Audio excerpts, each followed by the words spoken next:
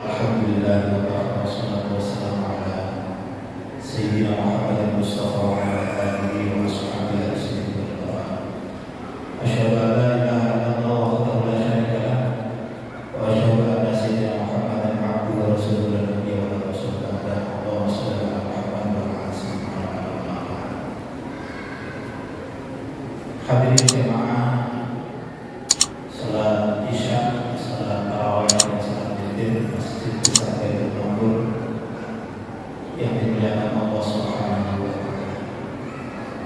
Pertama-tama marilah kita senantiasa mengucapkan puji syukur kepada Allah Subhanahu wa taala. Alhamdulillah, di malam hari ini, malam kedua bulan suci Ramadan, kita masih diberi oleh Allah karunia nikmat, baik berupa nikmat sehat, nikmat kesempatan, nikmat iman dan nikmat Islam. Alhamdulillah, pada saat ini semua nikmat kita rasakan, terutama pada saat ini kita ditakdir oleh Allah bisa melaksanakan salat Isya berjamaah, dan insyaallah akan kita lanjutkan salat tarawih dan salat witir berjamaah.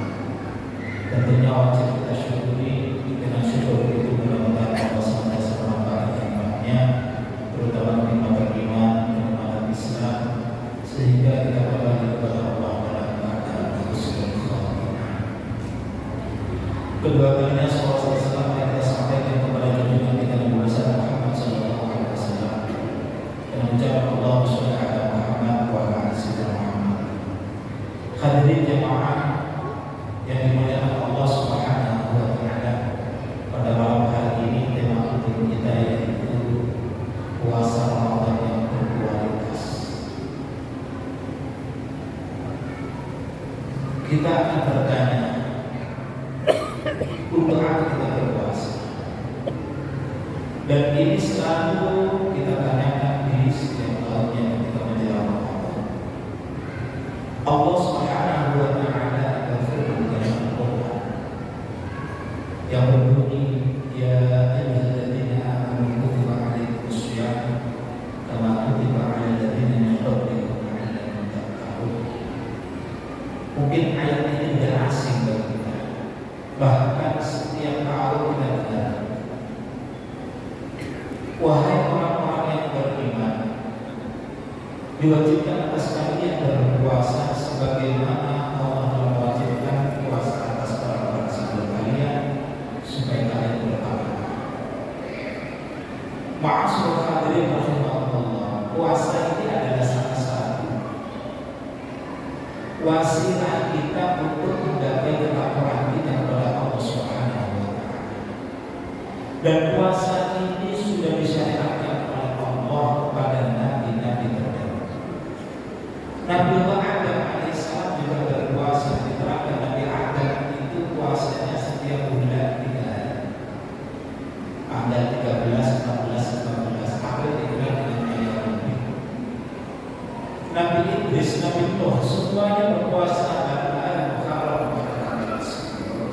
Bahkan kepada Nabi Musa pada 10 Muharram dikatakan dari Asyura. Begitu juga Nabi Zakaria alaihissalam, beliau berpuasa. Bahkan ditambah puasanya Nabi Zakaria dengan puasa tidak ngomong selama 3 hari. Hanya beliau dari syarat puasa juga tidak ngomong, puasa berbicara. Begitu juga seperti Maryam, ibunda Nabi Isa alaihissalam. Nabi Musa alaihissalam diperintahkan oleh Allah puasa selama 40 hari untuk mengasingkan diri, membawa perbekalan dan bersama kaum-kaumnya untuk menghadap kepada Allah Subhanahu wa taala. Dengan terkenal yang dipuji oleh Allah, afdhalus shaum Daud, sebaik-baik puasa Nabi adalah puasanya Nabi Daud alaihissalam. Yasum yawma wa yuftiru yawma, puasa sehari dan puasa selang sehari. Itu puasanya Nabi Daud alaihissalam dan dipuji oleh Rasul sallallahu alaihi wasallam. Artinya apa itu? Semua para nabi terdahulu telah melaksanakan puasa dan umat-umat terdahulu. Maka dari itu, kita sebagai orang yang beriman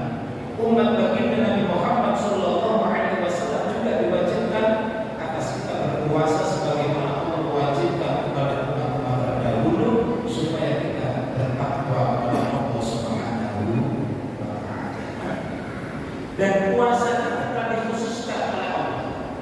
Di dalam ayat Allah Subhanahu wa taala menyatakan syahrul ramadan alladzi unzila fihi al-Qur'an hudan lin-nas wa bayyinatin minal huda wal furqan faman syahida minkum ash-shahra falyasum. Dengan kekhususan bulan Ramadan tersebut, kenapa kita diwajibkan pada bulan Ramadan tidak pada bulan yang lainnya? Maka ada dua alasan. Yang pertama alasannya adalah mulianya bulan Ramadan, di mana bulan Ramadan tersebut diturunkannya Al-Quran sebagai petunjuk dan pembedaan antara yang hak dan yang batil. Mulianya bulan Ramadan inilah Allah Subhanahu wa taala telah menurunkan Al-Quran. Ayat yang lain menurunkan inna anzalnahu fi lailatul qadar. Dalam ayat yang lain juga diterangkan inna anzalnahu fi lailatul mubarak. Tiga ayat yang berbeda, tapi para ulama tidak ada yang berselisih paham. Semuanya terjadi pada bulan Ramadan. Allah turunkan Al-Quran. Kalau dalam Al-Quran itu kata anzala dan ada kata nazzala. Nahnu nazzalna dzikra. Ada kata anzala. Anzala itu Allah menurunkan Al-Quran satu kesatuan, penuh, mulai juz 1 sampai juz 13.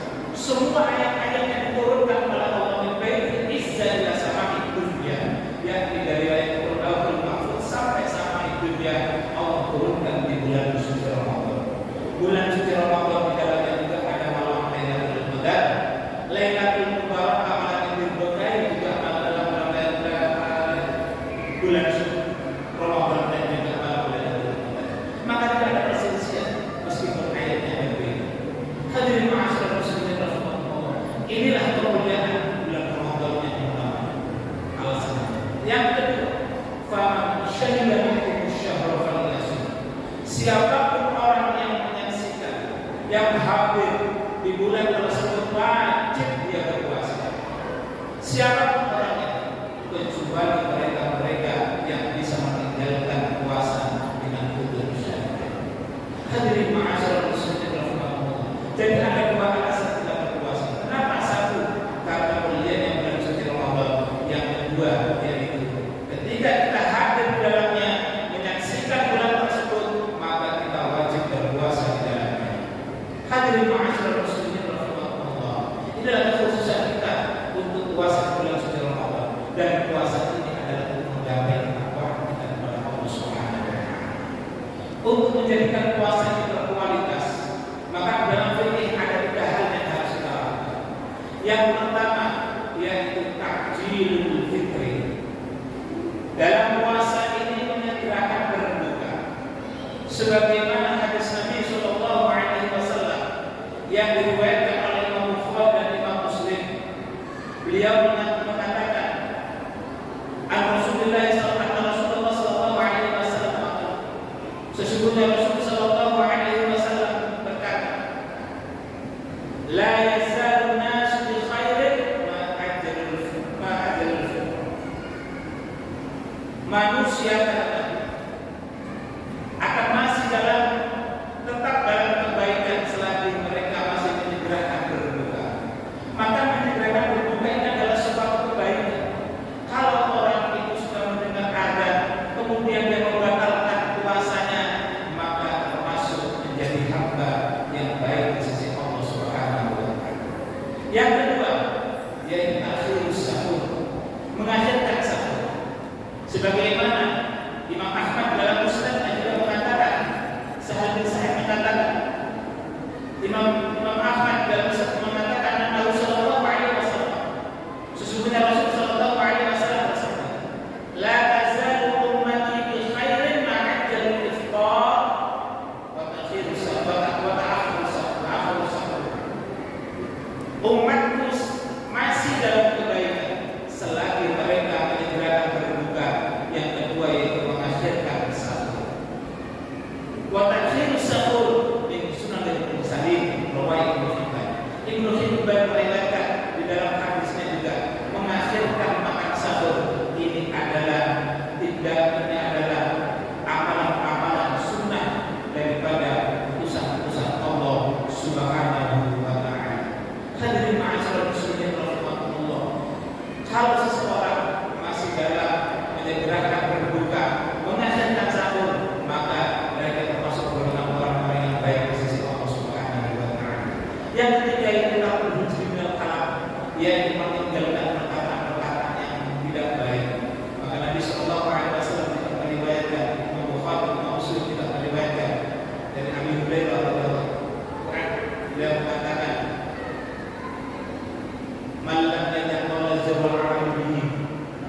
laysa lillahi hajatun fi ayyadil at'amahu wa syarabahu. Barang siapa yang telah meninggalkan, barang siapa yang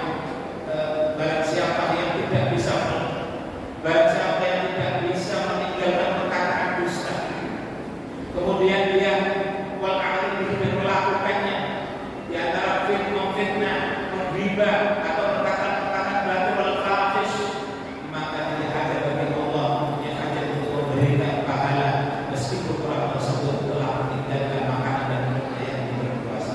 Artinya bagi siapapun orang yang berpuasa, kalau lisannya dia tidak mampu untuk berkata dusta, berkata kotor, berkata namimah, mengandung domba, fitnah, riba dan lain sebagainya, puasanya tetap sah, tapi dia tidak mendapatkan pahala dari Allah Subhanahu wa Ta'ala. Maka dari itu, kalau kita ingin menjadikan puasa kita berkualitas, maka 3 hal dalam fikih ini harus kita laksanakan. 1. Menyegerakan berbuka. 2. Mengakhirkan sahur. Yang ketiga, yaitu kita meninggalkan perkataan yang tidak baik, perkataan yang dusta, perkataan yang mengandung namimah, mengandung domba, fitnah dan lain sebagainya. Kalau itu kita laksanakan, insya Allah maka kita akan menggapai derajat muttaqin, orang-orang yang bertakwa di sisi Allah Subhanahu wa Ta'ala, dan dosa-dosa kita diampuni oleh Allah Subhanahu wa Ta'ala, sebagaimana dalam hadis Nabi, man shoma ramadhana imanan wa ihtisaban ghufira lahu ma taqaddama min dhanbi. Barang siapa yang berpuasa di bulan suci Ramadan dengan mengharapkan ridho dari Allah, maka dosa-dosanya akan diampuni oleh Allah Subhanahu wa Ta'ala. Mudah-mudahan Ramadan pada tahun ini menjadikan kita orang yang bertakwa di sisi Allah Subhanahu wa Ta'ala. Dosa-dosa